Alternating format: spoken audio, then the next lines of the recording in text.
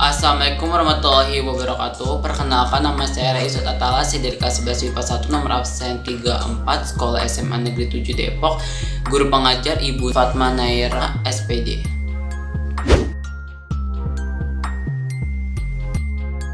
Ini saya akan menjelaskan latar belakang penjelajahan bangsa-bangsa Eropa melalui jalur laut hingga sampai ke Indonesia.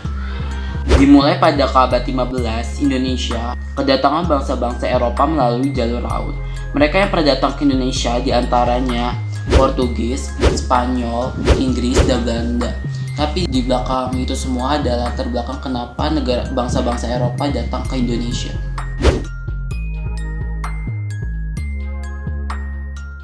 Berikut ini adalah hal-hal yang melatar belakangi kenapa bangsa-bangsa Eropa menjelajahi samudra dan bisa sampai ke Indonesia. Yang pertama, adanya perkembangan ilmu, pengetahuan, dan teknologi pada masa Renaissance. Ilmu pengetahuan dan teknologi berkembang pesat, salah satunya adalah teori heliocentris yang dikemukakan oleh Copernicus. Teori heliocentris menyatakan bahwa bumi dan planet itu mengelilingi matahari, dan bumi itu sebenarnya bulat, bukan datar.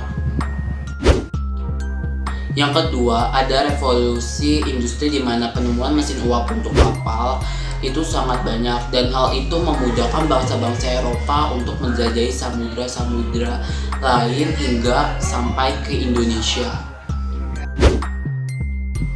Yang ketiga, Konstantinopel sebagai ibu kota Kekaisaran Romawi berhasil dikuasai oleh Kekaisaran Turki Utsmani pada tahun 1453. Kekaisaran Turki Utsmani yang dipimpin oleh Sultan Muhammad II berhasil merebut wilayah kekuasaan Konstantinopel dan Kekaisaran Romawi dan menutup jalur perdagangan. Hal ini menyebabkan pedagang dari Eropa tidak bisa lagi mendapatkan rempah-rempah, dan mereka pun mencari rempah-rempah ke benua lain, salah satunya Indonesia dan negara-negara lain di benua Asia.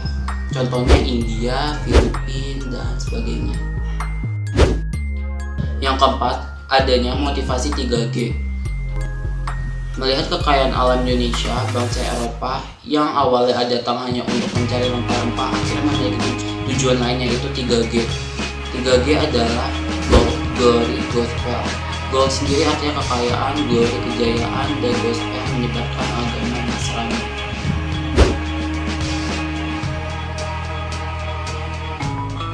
Dan kita akan kembali lagi membahas bangsa-bangsa Eropa mana saja yang pernah datang ke Indonesia. Yang sudah saya sebutkan tadi, diantaranya Portugis, Spanyol, Inggris, dan Belanda. Yang pertama yang akan saya bahas adalah negara Portugis dan Spanyol dulu ya. Dibandingkan dengan bangsa Eropa lainnya, Portugis dan Spanyol adalah dua bangsa yang paling maju dikarenakan mereka memiliki armada yang kuat dan memiliki perlengkapan navigasi kapal yang paling canggih di masanya. Ketika keduanya berniat melakukan ekspedisi penjajahan samudra, dibuatlah perjanjian Tordesillas pada 7 Juni 1474 atas usul pendeta Alexander VI. Tujuannya agar tidak terjadi bentrok di antara dua bangsa besar ini. Isi perjanjian Tordesillas adalah pembagian arah pelayaran di mana Portugis memiliki hak untuk berdagang dan berlayar ke arah timur, dan Spanyol memiliki hak untuk berlayar dan berdagang ke arah barat. Portugis melakukan ekspedisi pada tahun 1487 dipimpin Afonso de Albuquerque ke arah timur, kemudian mereka sampai di Maluku, tepatnya di Ternate pada tahun 1512. Kedatangan mereka disambut baik oleh kerajaan Ternate karena Ternate membutuhkan bantuan Portugis untuk melawan kerajaan Tidore. Ternate pun mengizinkan Portugis untuk membangun sebuah benteng bernama Benteng Sao Paulo. Sedangkan Spanyol memulai ekspedisinya pada tahun 1492 ke arah barat. Kemudian mereka sampai di Filipina pada tahun 1521. Kedatangan mereka disambut baik, namun pemimpin pelayaran tersebut, yaitu Fernando de Magellan yang saat itu memimpin ekspedisi, terbunuh tepatnya 27 April 1521. Beliau wafat karena terjadi peperangan di Filipina. Mereka pun memutuskan untuk melanjutkan perjalanan dan sampailah mereka ke Maluku, tepatnya di Tidore. Kedatangan bangsa Spanyol disambut baik oleh masyarakat Tidore. Mereka yang tengah berselisih dengan Ternate menjadikan Spanyol sebagai sekutu untuk mengalahkan Ternate. Kedatangan Spanyol menjadi ancaman bagi Portugis, karena kehadiran Spanyol menjadi ancaman bagi Portugis sebab saat itu Portugis sudah berhasil memonopoli perdagangan di Maluku. Portugis dan Spanyol pun bersaing permusuhan kerajaan lokal. Selain itu, Portugis dan Spanyol saling tuduh mengenai perebutan rute perjalanan yang sebelumnya sudah disepakati melalui perjanjian Tordesillas. Perseteruan terus berlanjut hingga pada tahun 1529. Perseteruan tersebut diselesaikan dengan adanya perjanjian Saragossa.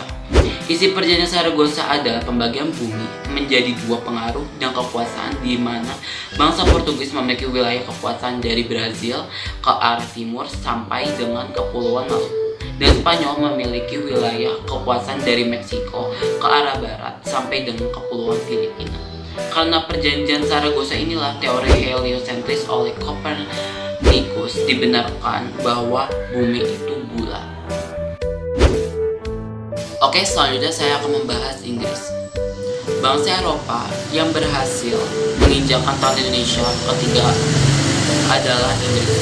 Inggris melakukan pelayaran samudra pada tahun 1577. Inggris mengikuti rute perjalanan Spanyol ke arah barat dan tiba di Ternate pada tahun 1579. Bangsa Inggris memborong rempah-rempah dari masyarakat Maluku. Kemudian Inggris kembali lagi melakukan ekspedisi yang kedua.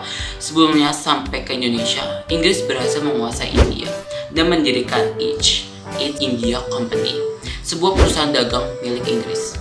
Pada tahun 1628, Inggris sampai di Indonesia dan berhasil menjalin kerjasama yang baik dengan kerajaan Banten. Banten mengizinkan Inggris mendirikan pangkalan dagang dan benteng. Bangsa Eropa terakhir yang datang ke Indonesia adalah Belanda. Keberhasilan Portugis dan Spanyol memonopoli perdagangan Indonesia menjadikan Belanda ingin juga melakukan hal yang sama. Pada tahun 1595, Belanda melakukan ekspedisi melalui rute timur, tepatnya pada tanggal 23 Juni 1596. Kapal Belanda berhasil mendarat di Pelabuhan Banten. Saat itu, ekspedisi Belanda dipimpin oleh Cornelis de Houtman. Namun Belanda diusir oleh penduduk pesisir Banten karena mereka bersikap kasar, sombong, dan arogan. Selanjutnya pada tahun 1598, bangsa Belanda kembali lagi datang ke Indonesia. Kali ini Belanda diterima baik oleh masyarakat Indonesia.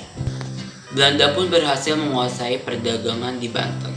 Belanda mendirikan perusahaan dagang di Indonesia yang diberi nama VOC pada tahun 1602. Kemudian pada tahun 1605, VOC menyerang benteng Portugis di Maluku. Portugis pun terpaksa mundur dan ke Timor Leste. Kemenangan Belanda atas Portugis inilah yang menjadi awal masuknya penjajahan kolonialisme yang dilakukan Belanda ke Indonesia selama 3,5 abad lamanya.